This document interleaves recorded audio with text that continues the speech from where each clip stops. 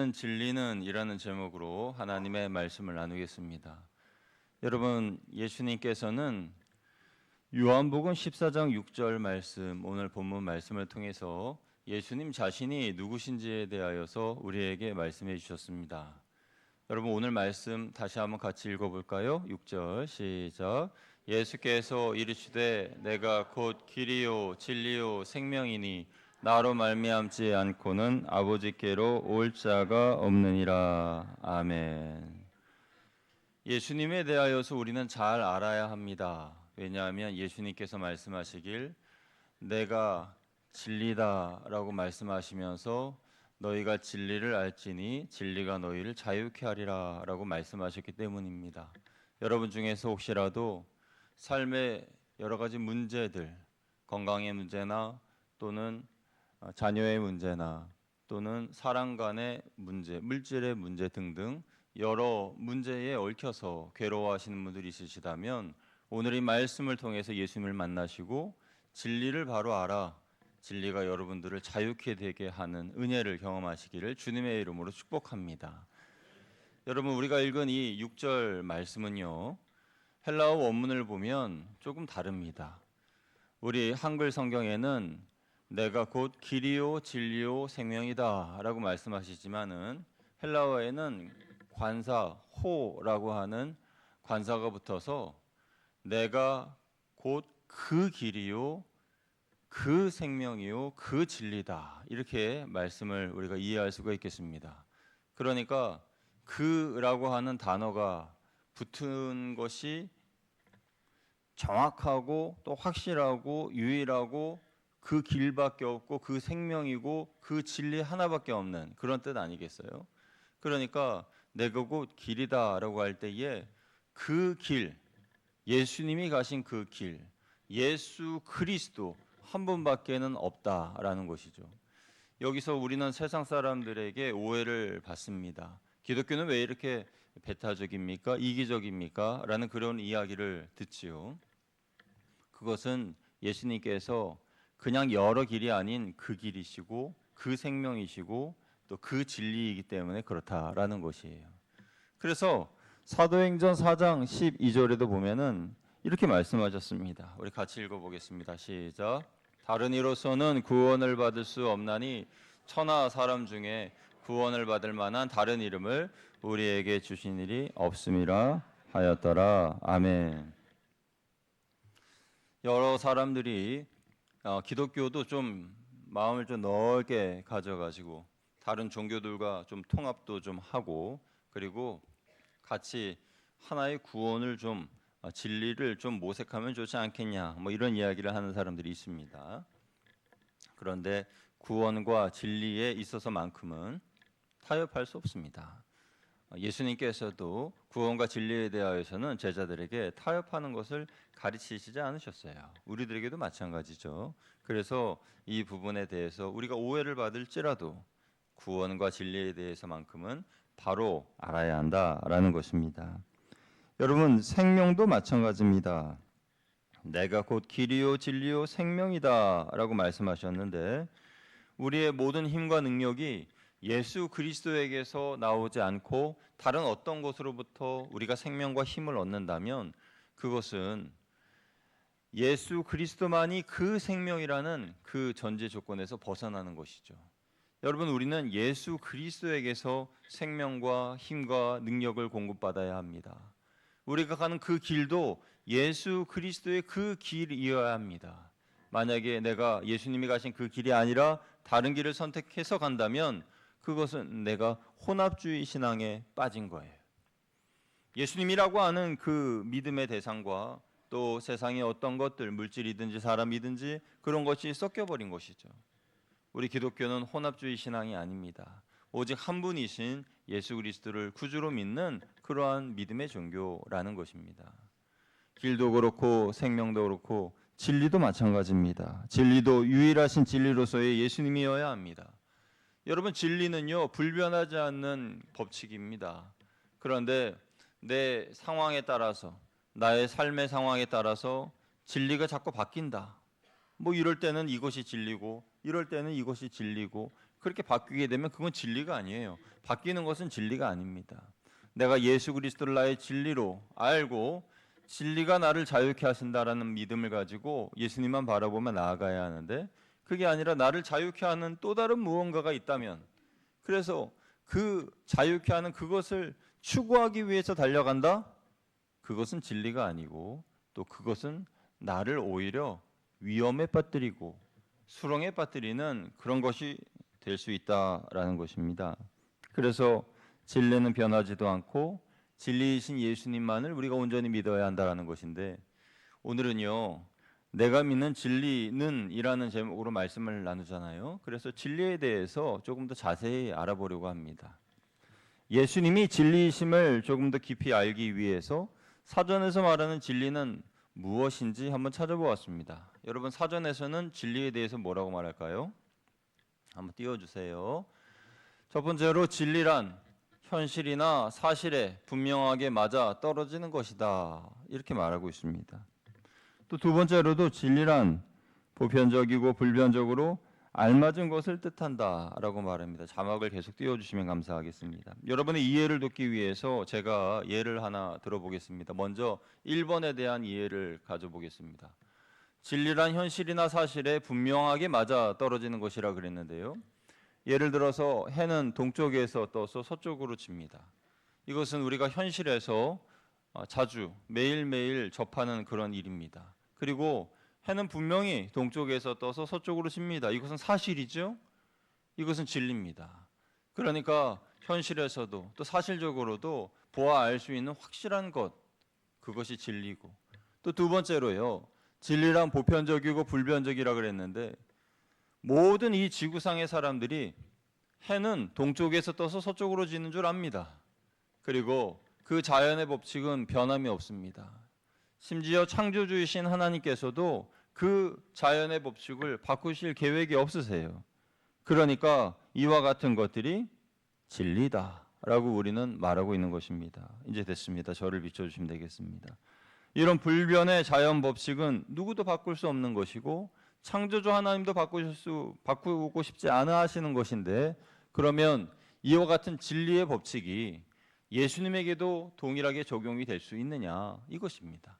아까 우리가 요한복음 14장 6절 읽었잖아요. 내가 곧 진리다, 내가 진리다라고 말씀하셨을 때에 이 사전에서 말씀하는 이 사전적인 의미의 요건을 예수님께서 충족하실 수 있느냐라는 것이에요. 내가 진리다라고 말씀하셨을 때에 우리는 예수님이 그렇게 말씀하셨으니까 예수님이 진리지, 이렇게 믿는 그 믿음도 귀하지만 그거 말고 정말 사전에서 말씀하는 현실적이고 사실적이고 보편적이고 불변의 법칙인 그 원칙대로 적용해 볼 때에 예수님이 과연 진리신가? 저는 이것을 한번 초점으로 맞춰서 살펴보았는데요. 놀랍게도 그럴 가능성이 있는 게 아니라, 매우 그런 정도가 아니라 확실히 예수 그리스도는 진리이십니다. 저는 이것을 발견했어요. 그래서 이것을 여러분들과 함께 나눠보기를 원하는 것이에요. 여러분, 예수님께서는요, 내가 곧 길이요 진리요 생명이다라고 말씀하셨습니다. 그런데 이 말씀을 하신 배경이 참 재밌습니다. 예수님은 이 말씀을 하시기 전에 제자들에게 여러 말씀을 가르치시면서 내가 천국에 가서 너희를 위하여 거처할 할 장소를 마련하리라 라고 말씀을 하셨죠. 그런데 그 말씀을 들었던 도마가 엉뚱하게도, 아니 주님, 그 길을 저희가 알지 못하는데 어떻게 가야 합니까? 어떻게 따라갑니까? 뭐 이런 이야기를 한 거예요. 이 요한복음을 읽다 보면 도마의 이야기가 간혹 나오는데, 도마는 충성스러운 제자의 모습이기도 하지만 조금 우둔한 제자, 조금은 우매한 그런 제자의 모습으로 비춰지고 있습니다. 그래서 예수님의 말씀에 대해서 그럼 우리는 어떻게 해야 되죠? 하고 질문하는 그 질문에 대해서 예수님께서 내가 곧 길이요 진리요 생명이니 나로 말미암지 않고는 아버지께로 올 자가 없느니라, 이 말씀을 하신 거예요. 그러니까 사실 도마 덕분에 우리는 예수님이 길이요 진리요 생명이라는 이 귀한 말씀을 알게 된 거죠. 그게 요한복음 14장 5절 말씀인데요. 우리 같이 한번 읽어보도록 하겠습니다. 시작. 도마가 이르되 주여 주께서 어디로 가시는지 우리가 알지 못하거늘 그 길을 어찌 알겠사옵나이까. 아멘. 도마의 엉뚱한 질문에서부터 예수님께서 내가 곧 길이요 진리요 생명이다 라는 말씀을 우리가 들었죠. 도마처럼 바로 옆에 진리이신 예수님이 계시는데 그 진리를 알아보지 못하고 엉뚱한 곳에서 진리를 찾거나 길을 찾는 그런 사람들이 많이 있습니다.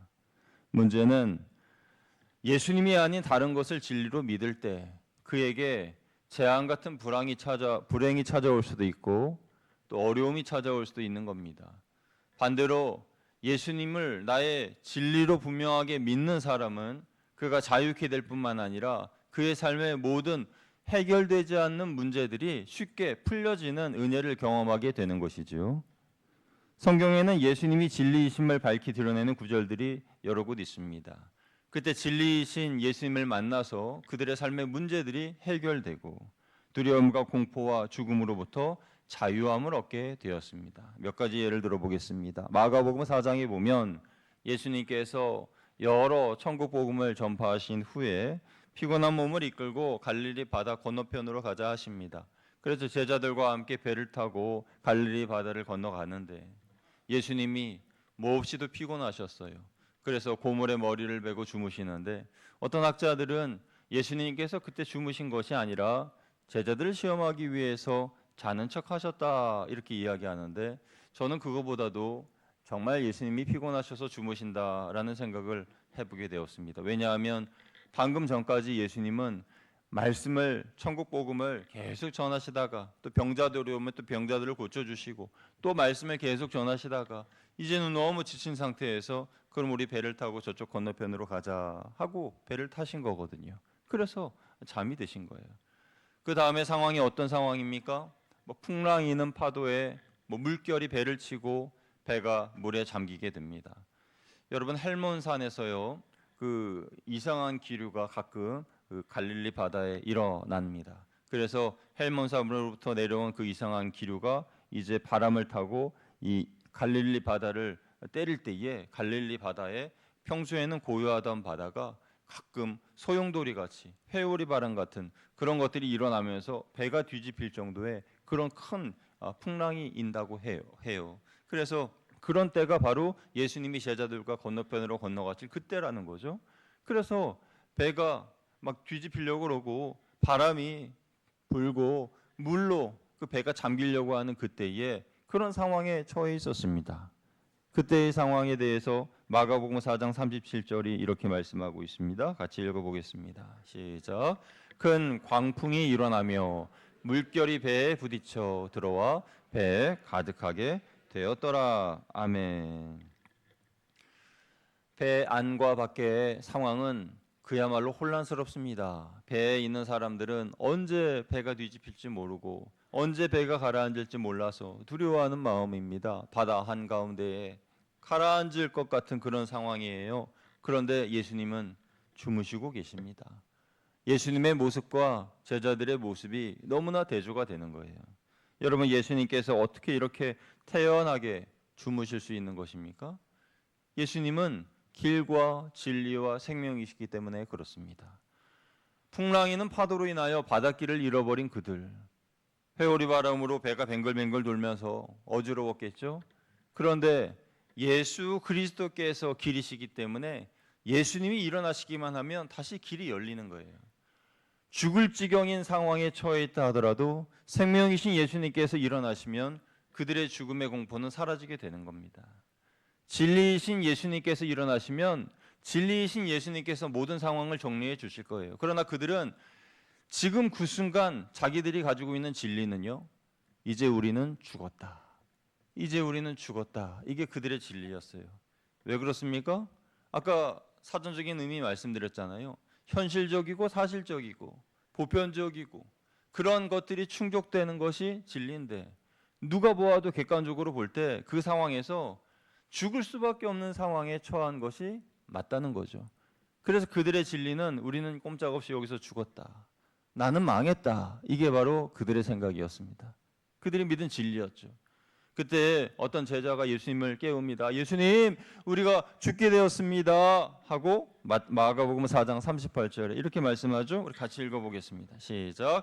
예수께서는 고물에서 베개를 베고 주무시더니 제자들이 깨우며 이르되 선생님이여 우리가 죽게 된 것을 돌보지 아니하시나이까 하니. 아멘. 이때 제자들은요, 믿음으로 예수님을 깨웠다기보다도 원망스러운 마음으로 예수님을 깨웠다 볼 수 있습니다. 그들 중에는 예수님께서 길과 진리요 생명이시다라고 믿는 그런 제자들은 그때 아무도 없었다는 거예요. 그래서 두려운 마음으로 예수님을 깨우게 됩니다. 원망 섞인 말투로 예수님을 깨우게 됩니다. 여러분, 그때 진리는 어디에 있었습니까? 진리는 배 뒤에서 주무시고 계셨습니다. 그리고 마침내 길이요 진리요 생명이신 예수님께서 깨어나시자 바닷길이 열리고 그들의 생명이 지켜지고 그들은 그 갈릴리 바다를 건너갈 수 있었습니다. 무사히 건너갈 수 있었습니다. 여러분, 풍랑이는 파도 속에 갇힌 제자들처럼 우리도 진리의 예수님이 옆에 계심에도 불구하고 예수님을 못 보고 엉뚱한 것을 진리로 취하는 경우들이 많이 있습니다. 제자들이 그때 우리는 죽었어, 우리는 망했어, 이게 그들의 진리였는데 그 파도와 그 풍랑과 그 배에 물이 잠기는 상황에서는 충분히 그렇게 생각할 수도 있겠지만, 그러나 믿음은 그런 것이 아닙니다. 믿음은 그런 속에서도 예수 그리스도께서 진리이심을 알고 믿고 끝까지 의지하는 것이 믿음인 것이죠. 진리이신 예수님이 옆에 계시는 한 그런 가짜 진리들은 존재하면 안 됩니다. 왜냐하면 진리이신 예수님께서 가짜 진리인 망했다, 죽었다, 이러한 진리들을 예수님이 내쫓아 버리실 것이기 때문에 그렇다는 거예요. 진리 대신 예수님께서 죽고 망한 인생을 자유롭게 해주신 또 다른 이야기가 있습니다. 누가복음 7장에 보면 예수님께서 가버나움에서 나인 성으로 방향을 옮기시는데 이 나인 성 문으로 가까이 가실 때 한 장례의 행렬이 나오는 것을 보게 됩니다. 유다의 지방에서는 장례를 1일장입니다. 1일장. 그러니까 누가 죽게 되면 뭐 3일장이라든지 5일장이라든지 이렇게 해서 이 가족들을 불러 모을 그럴 시간도 없어요. 그래서 그 시체는 부정하다 하여서 누가 죽으면 바로 성문 밖에 있는 무덤으로 데리고 나가야 됐습니다. 그래서 그 고인을 기리려면 그 무덤으로 가가지고 거기서 기려야지 성 안에서는 절대 있을 수 없는 일이었어요. 그래서 누가 죽으면 바로 데리고 나가야 되는 그러한 풍습이 있었습니다. 그래서 그때 한 장례의 행렬이 나오는데 그 장례의 행렬은 누가 보더라도 더 슬픈 그런 장례의 행렬이었습니다. 여러분, 장례의 행렬이 모두가 다 슬픈 그런 장례의 행렬이지만 특히 그 모습은 더 그랬어요.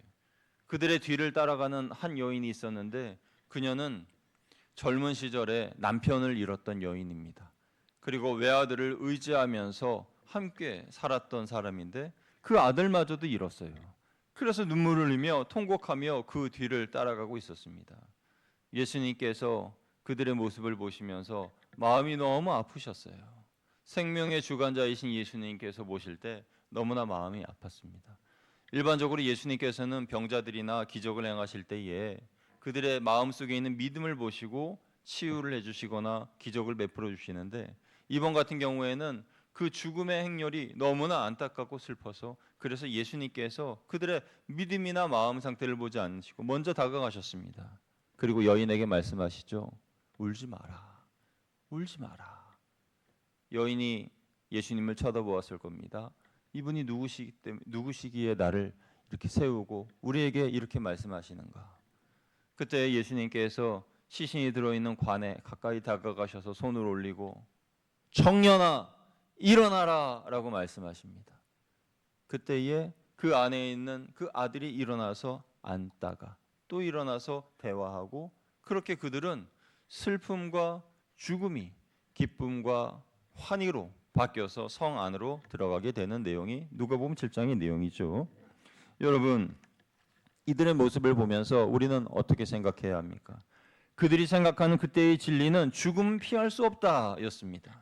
죽음은 피할 수 없다. 불변의 진리이고 보편적으로 모든 사람들이 다 지금도 우리는 죽음을 피할 수 없다고 생각합니다. 그리고 현실적이고 사실적인 누가 봐도 그 죽음이라는 것이 진리임을 거부할 수 없는 상황인데 그때 진리이신 예수님께서 나타나시자 그들이 생각하고 있는 진리가 거짓이라는 것이 밝혀졌어요. 그때 모든 사람들이 생각했던 죽음이 진리다라고 생각했던 것이 자신들이 잘못 생각했다는 것을 알게 된 것입니다. 예수님이 진리이시기 때문에 혼란스러운 상황, 암흑의 상황, 절망의 상황, 모든 것이 무너져 내린 그런 상황에서 예수님이 계시면 모든 것이 바뀌게 되는 거예요. 죽음조차도 다시 살아나게 되는 것입니다. 그때 예수님이 죽은 자를 살리신 것은 현실과 사실로서 입증되었고 그때 모인 사람들은 두 눈으로 죽은 자가 살아난 것을 다 보았습니다. 보편성이 생겼죠. 그리고 그때의 일은 역사의 한 페이지가 되었습니다. 만약에 그때의 그 모습이 자작극이다, 거짓말이다 라고 했다면 성경에 이렇게 기록될 리가 없어요. 성경에 기록된 이 사실이 거짓으로 판명되지 않을 리가 없습니다. 왜요? 그때 많은 사람들이 그들과 함께 행렬에 동참했기 때문에 그렇죠. 모든 사람들이 다 보았는데 그 많은 사람들을 어떻게 다 거짓 자작극에 동참하는 것으로 꾸며낼 수가 있겠습니까? 그래서 예수 그리스도가 바로 진리이신 것입니다.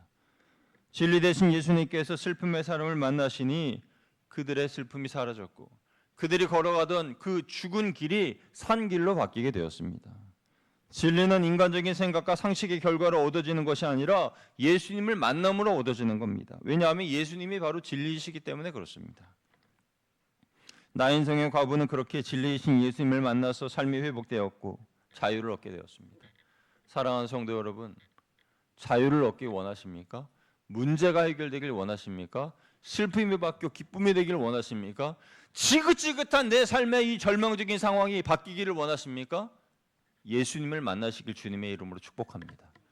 그냥 예수님 말고요. 진리이신 예수님을 만나시길 바랍니다. 제자들도 예수님과 함께 동고동락했지만 예수님이 진리이심을 깨닫지 못했을 때에 또 다른 것들, 엉뚱한 것들을 찾아서 그것을 진리로 삼았습니다. 요한복음 6장에 보면요. 그런 제자들이 있었어요. 예수님이 진리가 아니라 다른 것들을 진리로 삼았던 제자들이 있었는데 그들이 바로 빌립과 안드레입니다. 예수님께서 그날 하루의 사역을 정리하시면서 산에 오르셨는데 예수님 뒤로 많은 사람들이 따라왔습니다. 이제 그들이 좀 집으로 좀 돌아갔으면 좋겠는데 그런 말씀은 성경에 없어요. 그런데 예수님 마음을 제가 생각해 보면 그들이 좀 돌아가고 예수님도 좀 쉬시면 좋지 않습니까? 그런데 끝까지 따라왔어요. 해가 뉘어뉘어 지는데. 그리고 그들은 종일토록 아무것도 안 먹었습니다. 예수님의 뒤를 따라다니고 말씀을 듣고 하다 보니 먹을 시간도 없었고 먹을 것도 없었던 것 같아요. 그래서 예수님이 보시니까 너무나 측은하게 보여서 옆에 있는 빌립에게 빌립아, 우리 7절 말씀 같이 읽어볼게요. 요한복음 6장 7절, 요한복음 6장 5절, 5절 말씀 같이 읽습니다. 시작. 예수께서 눈을 들어 큰 무리가 자기에게로 오는 것을 보시고 빌립에게 이르시되 우리가 어디서 떡을 사서 이 사람들을 먹이겠느냐 하시니 아멘.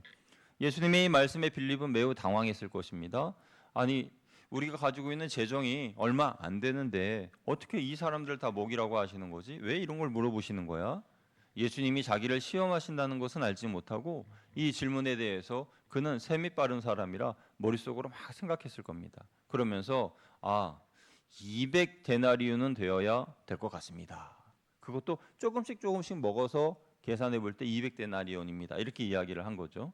여러분 당시에 한 데나리온은 노동자의 하루 품삯이었어요. 그러니까 200데나리온은 200명의 인부가 받을 임금을 계산해 볼 때 그 돈으로도 이 5,000명 이상 되는 사람들을 풍족하게 못 먹이고 그냥 조금씩 끼니 때울 정도는 될 것 같습니다. 그렇게 이야기를 한 거예요. 7절 말씀이었죠? 우리 7절 말씀도 같이 읽어보겠습니다. 시작. 빌립이 대답하되 각 사람으로 조금씩 받게 할지라도 아멘. 그래서 결론은 뭡니까? 빌립이 가지고 있는 진리, 그것은 뭐예요? 불가능하다라는 것입니다. 예수님께서 이 사람들에게 먹일 수 있는 방법이 무엇이 있겠느냐라고 물어보셨죠? 진리이신 예수님께서 물어보셨는데 예수님이 진리라고 생각을 안 했기 때문에 그가 가지고 있던 진리는 못 먹습니다. 불가능합니다. 돈이 없어요. 이게 그의 진리였습니다. 빌립은 현실주의자였습니다. 그래서 빌립을 시험하신 그 이유도 예수님은 돈이 진리가 아니라 내가 진리라는 것을 알려주고 싶으셨던 거예요. 빌립은 현실적이어서 돈이 없어요. 이 많은 사람들을 먹일 수 없습니다. 그게 그의 진리였는데 예수님의 진리는 돈이 아니라 내가 진리다. 내가 있으면 먹일 수 있어. 그게 예수님의 뜻이었어요. 그런데 그는 그걸 생각 못하고 돈이 없어요, 못해요 라고 이야기를 한 거예요. 여러분, 예수님은 우리도 알기를 원하십니다. 돈이나 사람이 진리가 아니라 예수님이 유일한 진리라는 것을 알기를 원하십니다. 사실 우리에게는요, 빌립과 같은 속성이 있습니다. 평소에는 원만하게 이렇게 지내시다가도 돈이 걸린 문제가 생기게 되면요, 그럼 굉장히 예민해지시거나 그냥 평소에도 그냥 아무 생각 없이 그냥 딴 생각하다가도 돈 얘기하면 눈 빠쩍 나가지고 뭐? 얼마라고? 그러면서 돈에 그냥 정신이 반쪽. 그래도 이 돈 얘기하니까 이제 참 집중도 잘하시고. 이 돈이 뭐길래? 그래 현실적으로 이 돈에 대해서 그냥 굉장히 관심들이 많이 있는 거죠. 그래서 빌립의 속성이거든요, 그게. 평소에는 모든 것에 원만하게 지내다가도 돈과 관련된 문제가 생기면 매우 예민하고 날카로워지는 거죠. 만약에 여러분이 빌립처럼 예수님의 시험을 받으신다면 여러분 뭐라고 어떻게 반응하시겠습니까? 많은 분들이 이렇게 말씀하지 않으실까요? 예수님, 이 돈으로는요 할 수 있는 것이 없습니다. 일꾼 200명의 임금을 가지고 와야 그래도 먹을 수 있을 텐데 그 돈을 어떻게 모으겠습니까? 결론은 불가능합니다. 못합니다. 이건 아니겠어요? 그러나 진리이신 예수님께서 빌립의 생각을 깨뜨리시고 모든 것을 가능하게 하셨죠. 5,000명 이상 되는 사람들 먹이시고 배부르게, 그리고 12강줄이나 되는 그 많은 음식들을 거두게 하셨잖아요. 그때 빌립의 이 동료 안드레는 현실주의자라기보다도 합리주의자였습니다. 빌립과 안드레는 같은 고향 친구예요. 그래서 서로 통하는 게 있으니까 서로 친구를 하는 거예요. 빌립이 돈이 없어서 못합니다 라고 현실적으로 얘기한 것에 반해서 안드레는 그래도 행동으로 옮겼습니다. 그렇다고 안드레가 더 믿음이 좋은 사람이라는 뜻은 아닙니다. 왜냐하면 찾아낸 한 아이, 그가 가지고 있는 보리떡 5개와 물고기 2마리를 가지고 아이와 함께 예수님 앞에 와서 예수님 여기 있습니다 라고 할 때에 그가 이런 말을 했습니다. 우리 요한복음 6장 9절 말씀 같이 읽어보겠습니다. 시작. 여기 한 아이가 있어 보리떡 5개와 물고기 2마리를 가지고 있나이다. 그러나 그것이 이 많은 사람에게 얼마나 되겠사옵나이까. 그러나라 그랬어요. 그러나 그냥 예수님께 드리면 좋을 것을 그러나 이거 가지고 뭘 하겠습니까? 이렇게 이야기한 거예요. 이거는 빌립의 생각과 똑같은 거죠. 빌립이 그때 불가능이라고 하는 진리를 믿었던 것처럼 이 안드레도 불가능하다. 그러나 이거 가지고 뭘 하겠습니까? 라 그런 거예요. 여러분, 사실 우리도요 하나님 앞에 나아갈 때에 그러나라는 말 잘 하지 않습니까? 하나님께 어떤 사명을 받거나 하나님께 어떠한 사인을 받을 때에, 또는 교회에서 어떠한 중책을 요구받을 때에, 봉사를 요구받을 때에 우리는요 그러나라는 말 많이 하지 않습니까? 아유, 정말 감사합니다. 그러나 저는 할 수 없습니다. 너무 고맙습니다. 그러나 시간이 안 됩니다. 이렇게 이야기하지 않아요? 그러나 이건 안드레의 진리였습니다. 여러분, 안드레도 빌립도 또 같은 사람입니다. 예수님을 진리로 알지 못했던 사람이에요. 그러나 안드레는 빌립보다 좀 나아요. 행동으로 옮겨서 보리떡 5개와 물고기 2마리를 예수님께로 가져올 수 있지 않았습니까? 그것을 받으신 예수님께서 어떤 기적을 베푸셨어요? 요한복음 6장 11절에서 13절 말씀 같이 읽어보겠습니다. 시작. 예수께서 떡을 가져 축사하신 후에 앉아있는 자들에게 나눠주시고 물고기도 그렇게 그들의 원대로 주시니라.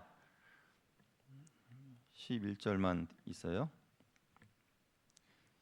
그들이 배부른 후에 예수께서 제자들에게 이르시되 남은 조각을 거두고 버리는 것이 없게 하라 하심으로 이에 거두니 보리떡 5개로 먹고 남은 조각이 12바구니에 찼더라. 아멘. 이렇게 말씀하고 있잖아요.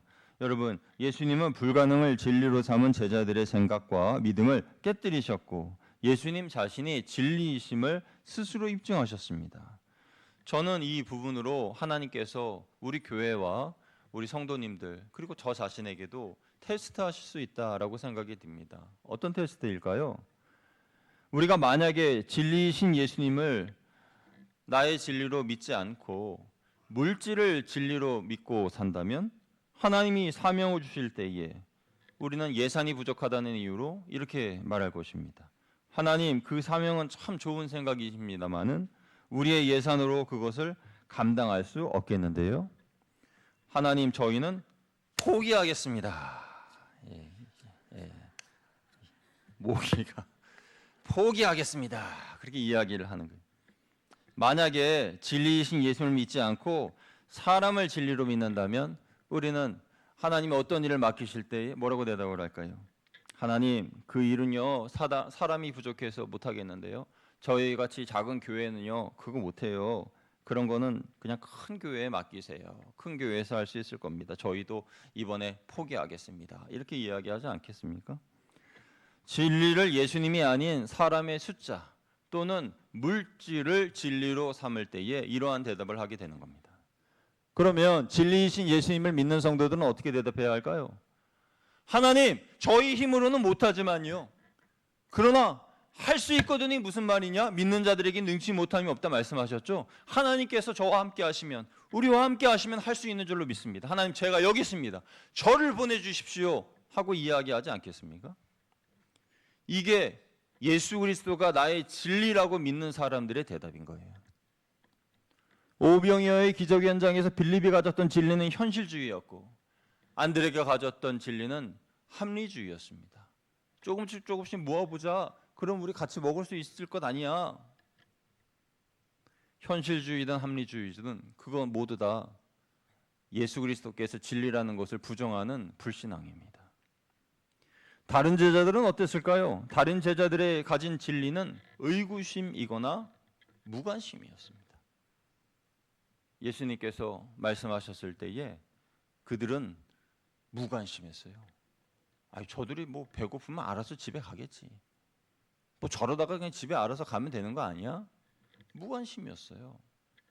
교회에서도 무관심한 성도들 예수님께서 진리이신 예수님으로 믿지 않는 성도라고 볼 수 있어요.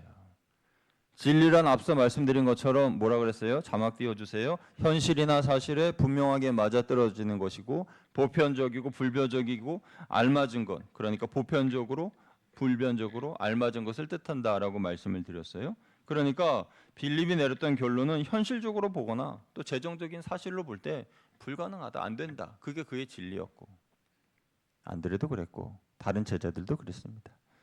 여러분, 우리는 그렇지 않습니까? 현실적인 문제에 부딪히고 객관적인 사실을 볼 때 안 되는 건 안 되는 거예요. 이렇게 이야기하지 않습니까? 그래요. 사회에서는 그렇게 이야기해도 그런 통념이 가능합니다. 뭐 안 되는 건 안 될 수 있죠.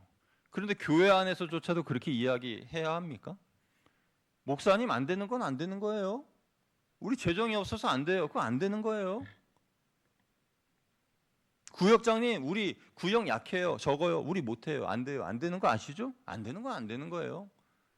믿음이 없는 말이 오히려 상식처럼 당연한 것처럼 그렇게 울려 퍼져서야 되겠습니까? 그런 말들은 사실 부끄러운 말들인데, 믿음이 없어서 하는 그런 말들은 부끄러운 말들인데, 내가 뱉은 그 말이 부끄러운 말인 줄도 모르고 나는 현실주의자요, 나는 합리주의자요, 나는 이성주의자요, 그렇게 말하면서 교회의 분위기를 자신이 끌고 가려고 하는 그런 모습이 그게 하나님 보시기에 칭찬받을 모습이냐는 거예요.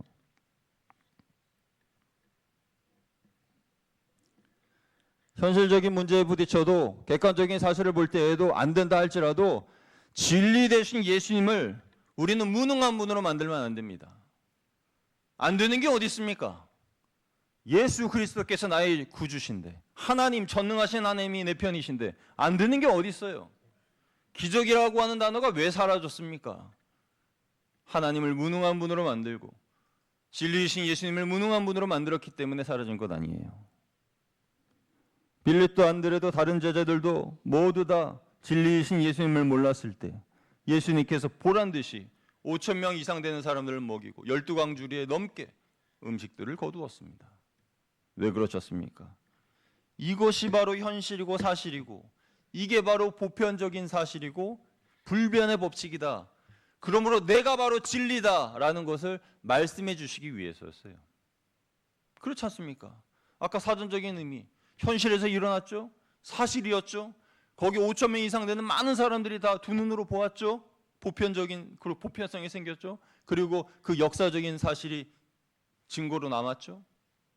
이렇게 말씀드리는 어떤 분들은요, 아유, 그거 다 거짓말 아닙니까? 누가 만든 이야기 아니에요? 이렇게 이야기하죠. 성경에서 이야기된 이런 것들은 거짓말 아니에요? 꾸민 얘기 아니에요? 이렇게 이야기할 수 있죠. 그런데요, 여러분 기억하셔야 할 것은 성경의 말씀이 진리라고 그렇게 주장하는 사람들보다 성경이 거짓이라고 밝히기 위해서 두 눈을 시뻘겋게 뜨고 연구하는 사람들이 더 많다는 것, 그거 우리 알아야 됩니다. 예수님의 그 2000년 전에 일어났던 그 일, 그리고 지금의 시간까지 성경은 거짓이야, 예수님의 물론 행적과 뭐 부활과 그런 거 다 거짓이야라고 얘기하고 연구하고 발표한 그런 사람들이 믿는 우리 성도들보다 더 많다는 거예요. 믿는 학자들보다 더 많다는 겁니다. 그런데 왜 그걸 거짓으로 밝히지 못했습니까? 진리니까요. 진리니까 밝히지 못한 거예요. 진리는 불변하고 거짓이 아니기 때문이지요. 그리고 그들은 결국 회개하여 하나님의 사람이 되었죠. 이 시간 우리의 믿음을 다음의 질문에 비추어서 한번 체크해 보시길 바랍니다.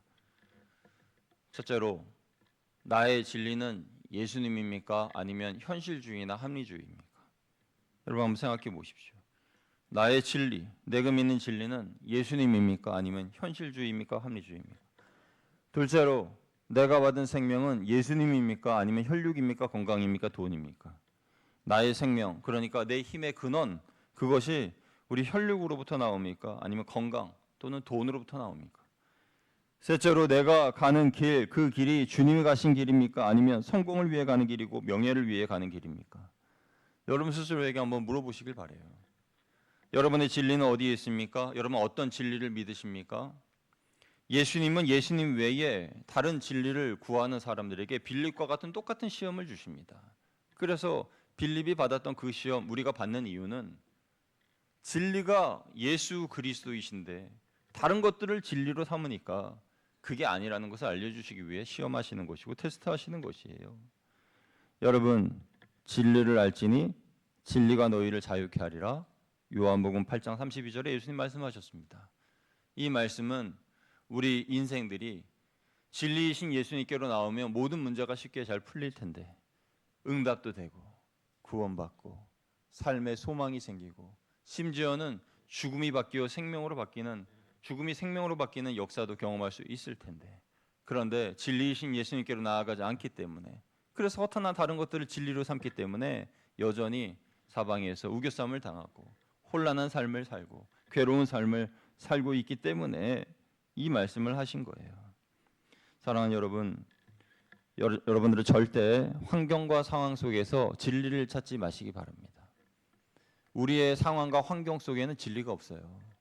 그 안에서 발견한 진리, 와 이게 진리다 라고 생각하는 그것은 진리가 아닙니다. 왜 그런 줄 아세요? 또 다른 상황이 여러분에게 닥치게 되면 그때의 그 진리는 어느새 사라져버리고 또 다른 진리를 붙잡습니다. 전에는 사람을 진리로 붙잡았다가 이제는 돈을 진리로 붙잡고 이제는 가족을 진리로 붙잡고 그렇게 자꾸 바뀌어요. 여러분 바뀌는 게 진리예요? 아니에요. 바뀌는 것은 진리가 아닙니다. 불변의 법칙, 변하지 않는 것, 해가 동쪽에서 떠서 서쪽으로 지는 것처럼 변하지 않는 그것, 그게 바로 진리입니다. 내 마음에 자꾸만 변화되는 그것을 붙잡고 있는데 그게 진리라고 믿는데 자꾸 변해요. 그건 진리가 아니에요. 그럼 뭐가 진리예요? 우리 주 예수 그리스도가 진리입니다. 우리 주님은 산 같으셔서 늘 그 자리에 계시고 우리와 함께 동행하여 주신 주님, 주 예수 그리스도. 예수 그리스도만이 나의 참 진리이십니다. 진리를 알아서 여러분의 삶의 자유함이 넘쳐나게 되시기를 주님의 이름으로 축복합니다. 함께 기도하겠습니다. 우리의 길과 진리와 생명이 되시는 주님, 예수 그리스도가 나의 참된 진리임에도 예수님으로 나의 삶의 문제를 해결받으려 하지 않고 다른 어떤 것들을 구하며 살았던 우리의 삶의 모습을 회개합니다. 이제는 주님께서 우리의 삶의 미래를 바꿔주시고 자유를 주시고 또 온전케 하여 주실 것을 믿사오니 거짓 진리에 속지 않고 진리이신 예수님만 만나 주님과 동행하는 복된 삶을 살아가게 하여 주시옵소서. 우리 주 예수 그리스도의 이름으로 감사하며 기도드리옵나이다. 아멘.